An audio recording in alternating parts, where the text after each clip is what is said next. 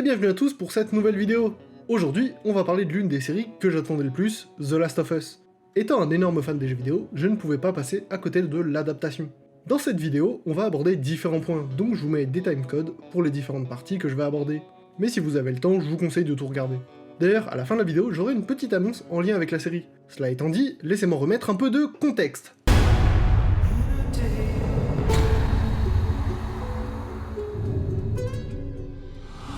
Le jeu vidéo The Last of Us est initialement sorti le 14 juin 2013, en exclusivité sur la PS3. Développé par le fameux studio Naughty Dog, il a été réalisé, produit et scénarisé par le non fameux Neil Druckmann. Il s'agit d'un jeu d'action-aventure en vue TPS, c'est-à-dire à la troisième personne, avec des places toutes particulières laissées à la survie et à la narration, avec au passage un des meilleurs multijoueurs auxquels j'ai joué. Avec cette recette, le succès fut immense pour The Last of Us. En prenant peu de risques, on peut affirmer que c'est l'un des meilleurs jeux de la PS3, voire pour moi le meilleur. Acclamé par le public et la critique, il garde sans aucun doute une place toute particulière dans le cœur des joueurs. The Last of Us aura droit 8 mois après à un excellent DLC, Left Behind, une nouvelle histoire qui nous plonge dans le passé d'Ellie.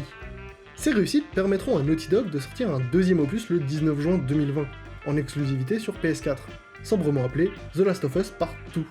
D'ailleurs, la PS4 et la PS5 auront chacune droit à un portage du premier volet remasterisé. Alors vu que la série reprendra l'histoire du premier jeu, je ne vais pas vous spoiler, je m'en tiendrai simplement à ce que le trailer a bien voulu nous montrer. On suit Joel et Ellie, duo de personnages obligés de voyager ensemble à travers les États-Unis ravagés par une maladie qui infecte les gens.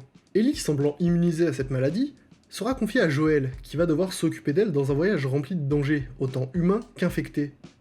D'ailleurs, j'insiste sur le mot « infecté », parce que ça fait des années que ça m'énerve quand on parle des jeux. Ce ne sont pas des zombies.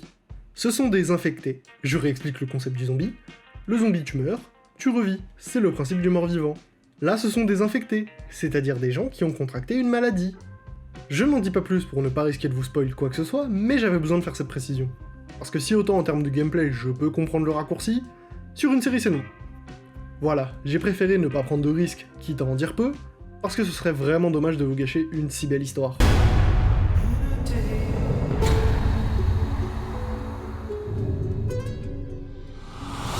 J'ai envie de vous parler un petit peu d'adaptation. Et pour cela, il faut que je vous parle de quelque chose d'important, le gameplay. Parce que penser que simplement transposer le scénario, aussi qualitatif soit-il, en série suffirait, c'est une grosse erreur. Au moins aussi marquant que l'histoire, le gameplay a beaucoup joué. Volontairement réaliste dans l'utilisation des armes, angoissant dans les ressources à disposition, et impitoyable dans certaines situations. Tous ces sentiments, ça doit se traduire dans la série. Et tout ça, c'est une histoire de code. Et justement, ça me permet de vous parler des deux personnes aux commandes de la série, Neil Druckmann et Greg Mazin. Le premier, je vous l'ai présenté un peu plus tôt, mais le deuxième, le nom ne vous est peut-être pas familier. Il a créé selon moi l'une des meilleures séries des dernières années, Tchernobyl. J'en reviens au code que j'évoquais juste avant. Avoir Druckmann, ça laisse penser qu'on va respecter le matériau d'origine, le jeu. Du coup, il y a besoin de retranscrire tout ce qu'on ressentait en jouant sur cette fois-ci quelque chose qu'on regarde. C'est là qu'intervient Mazin avec Tchernobyl. D'après moi, c'est la personne idéale pour cette adaptation. Et ce, pour 3 raisons. On va rentrer dans la partie un peu plus technique, alors soyez bien attentifs. D'abord, la gestion de ce que le spectateur sait, en opposition à ce que le personnage sait. Par exemple, je prends la scène du pont dans le premier épisode de Tchernobyl. Ce que les personnages pensent être de la neige sont en fait des déchets radioactifs.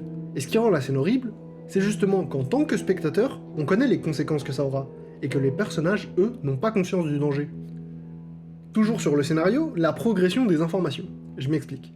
Dans Tchernobyl, il y a une vraie course à l'information et un dézoom continu de la situation. On commence au cœur de la catastrophe nucléaire, dans la centrale, sans que personne ne comprenne ce qu'il se passe. Pour finir, en procès à Vienne avec tous les éléments. Dans le jeu The Last of Us, c'est la même mécanique, mais pas appliquée pareil. Les personnages vont apprendre à se connaître petit à petit, en étant d'abord de parfaits inconnus, pour ensuite développer une relation beaucoup plus complexe. Dernier élément, le réalisme. Alors je ne parle pas de reprendre des événements existants. Ce que je veux dire, c'est que dans la série ou le jeu, la réalité est très ancrée dans l'image, les dialogues et les personnages, avec un traitement de l'humain sous différents prismes. Et c'est justement cette réalité froide qui est pesante et angoissante dans les deux œuvres. Voilà pourquoi je pense que Greg Mazin est parfait pour cette adaptation, et je pense qu'avec Neil Druckmann, l'écriture s'est très bien passée. Parce qu'une série The Last of Us a toute l'amplitude pour jouer sur ces éléments.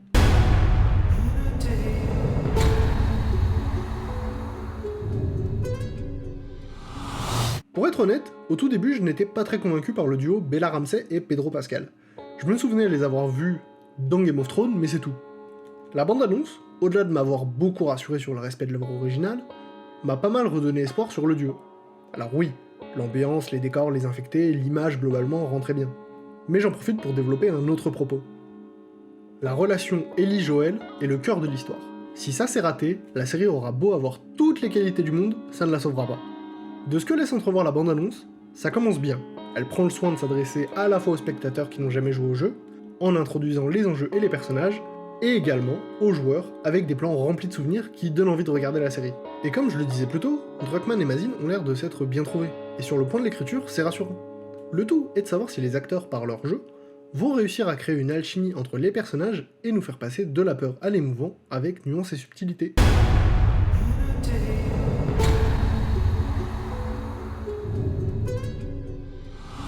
En conclusion, bien sûr que je vais regarder, je reste un fan absolu de la licence de Last of Us et j'aime beaucoup les travaux des deux créateurs.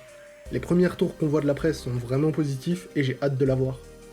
Il ne reste plus qu'à voir si Druckmann réussira son pari et brisera la malédiction des mauvaises adaptations de jeux vidéo. En tout cas, dites-moi ce que vous en pensez, si vous attendez la série ou non, et vos premières impressions. J'ai hâte de vous lire et de connaître vos avis. Si vous êtes encore là, je vous en remercie, j'espère que ça vous a plu, et si c'est le cas, n'hésitez pas à vous abonner et à lâcher un like. Au début de la vidéo, je vous parlais d'une petite annonce, en lien avec la série. Eh bien sachez que j'ai décidé de faire des reviews des épisodes via les shorts. Donc tous les lundis, on se retrouvera dans un short pour en parler un petit peu.